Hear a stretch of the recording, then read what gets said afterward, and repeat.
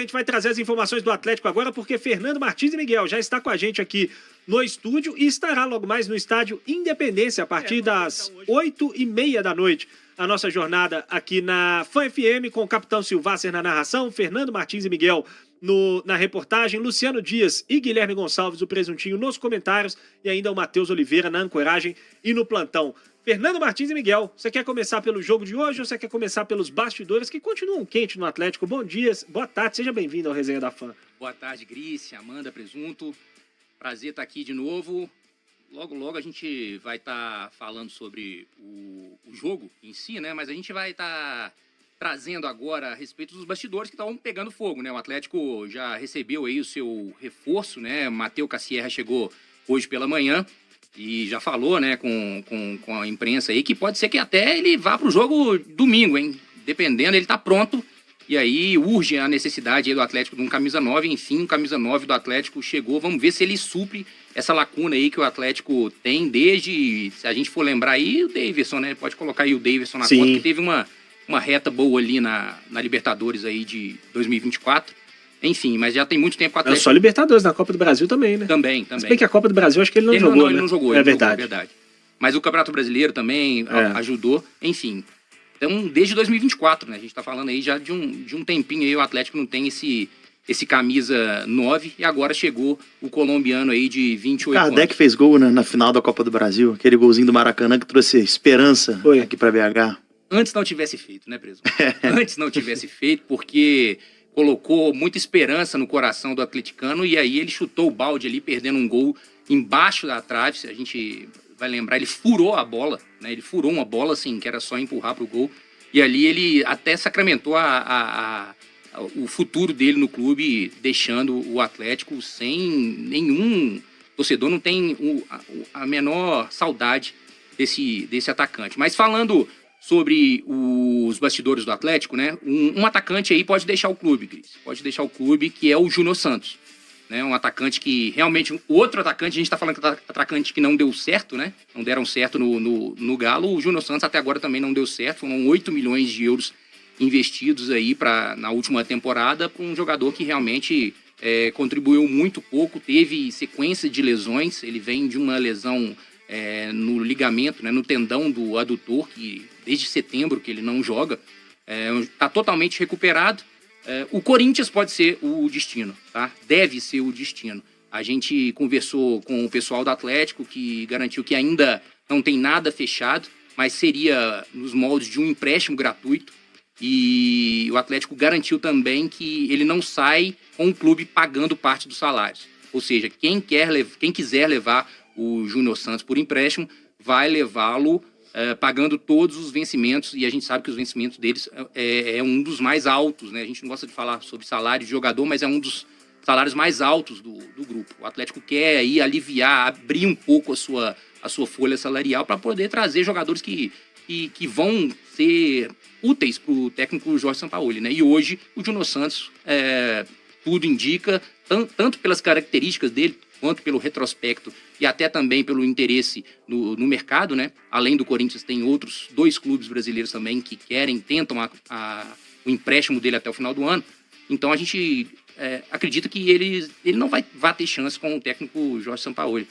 Muito pela característica também, né? O próprio Sampaoli já falou um pouco a respeito das características do Júnior Santos, que não casam muito com a ideia de jogo dele. De fato, é um jogador que teve muita dificuldade no Atlético, mesmo com o Cuca, né? Quando o Cuca estava aí ainda no ano passado, acabou não conseguindo jogar bem. Acho que é uma trajetória de muita decepção. Eu confesso que, assim, acho que para mim talvez uma decepção maior do que para a média, né? Tinha muita gente esperando um Júnior Santos que eu acho que não existe. Acho que o Júnior Santos é um jogador que teve alguns lampejos de ótimos momentos na carreira, mas que em geral, ao longo da carreira, foi sempre ali um jogador de composição de grupo e tudo mais. O Atlético acabou investindo muito dinheiro no Júnior Santos, trazendo com salário entre os mais altos do elenco, mas acho que dá pra dizer que foi uma boa decepção, né? Ou uma grande decepção, né? Porque boa decepção não existe. Uma grande decepção, né, Amanda? Sem dúvida, Grice. E num momento em que o Atlético financeiramente já não estava tão bem das pernas, né? Acho que isso também tem que ser levado em consideração. Hoje, o Júnior Santos, ele é despesa dentro do Atlético.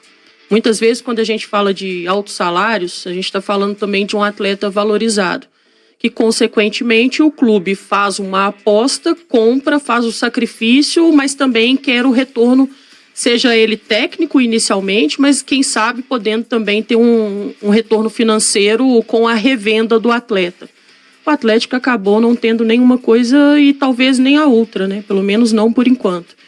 Vejo com bons olhos esse movimento que pode vir a acontecer. Afinal de contas, um atleta que está desprestigiado, ele automaticamente dificilmente vai conseguir o protagonismo, e não ter o protagonismo em cima de uma peça contratada a peso de ouro, como é o caso do Júnior Santos, é desvalorização. Então, se tudo correr bem e ele conseguir render no Corinthians ou em qualquer outro clube, é um sinal de valorização do ativo. Se não der tão certo, ao menos o Atlético conseguiu tirar um pouquinho desse custo mensal que gera o atleta para dentro da instituição.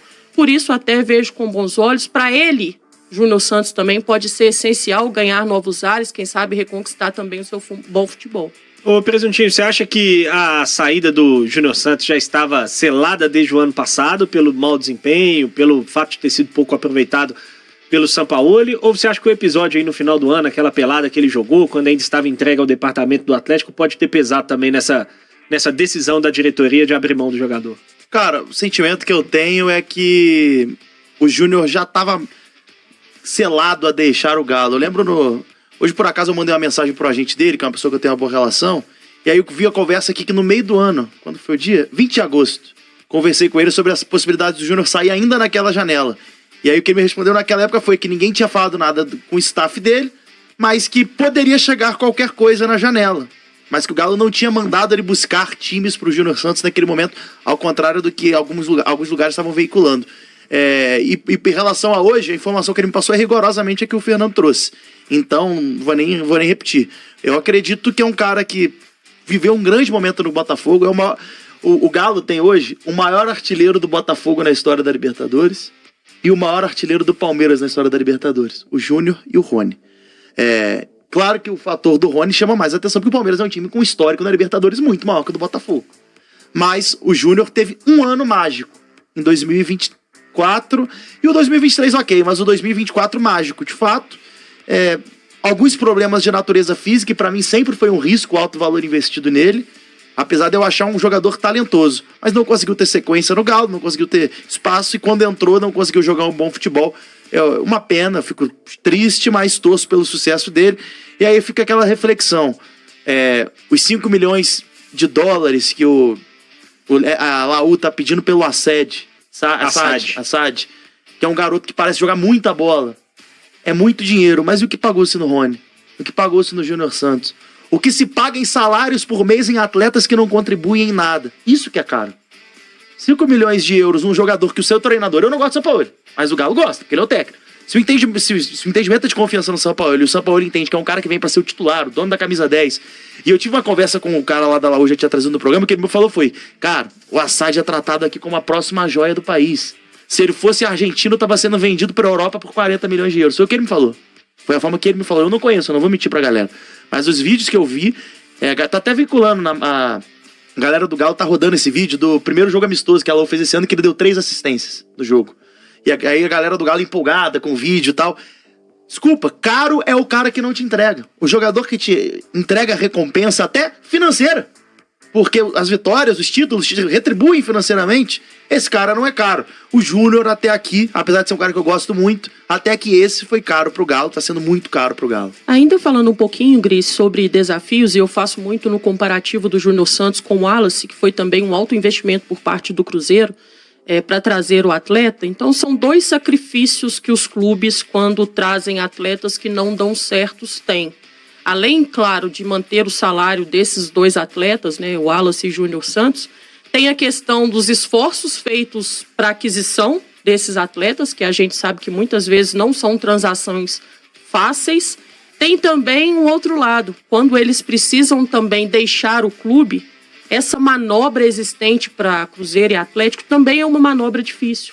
Porque ali você precisa encontrar no mercado alguém que queira pagar um salário de um atleta que não se provou no seu antigo clube.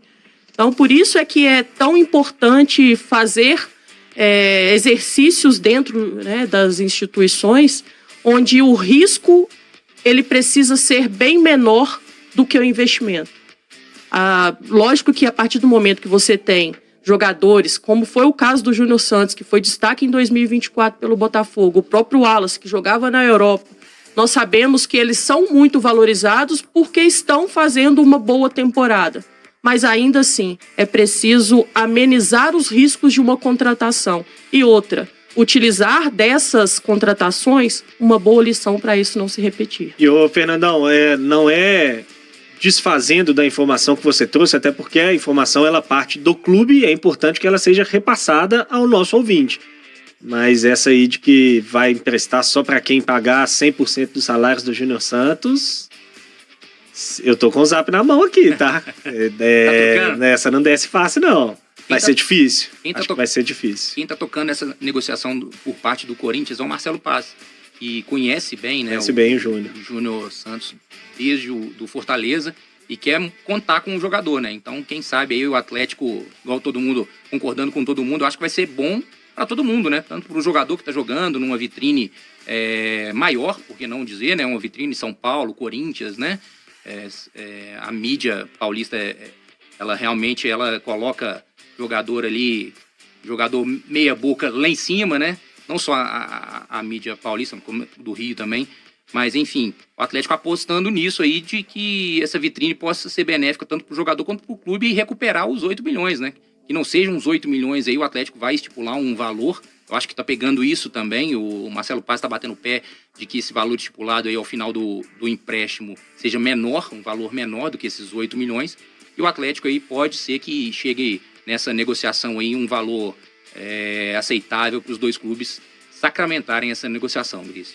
Vamos acompanhar e ver o que vai acontecer com o glorioso Júnior Santos. A gente vai acompanhando na sequência. Só porque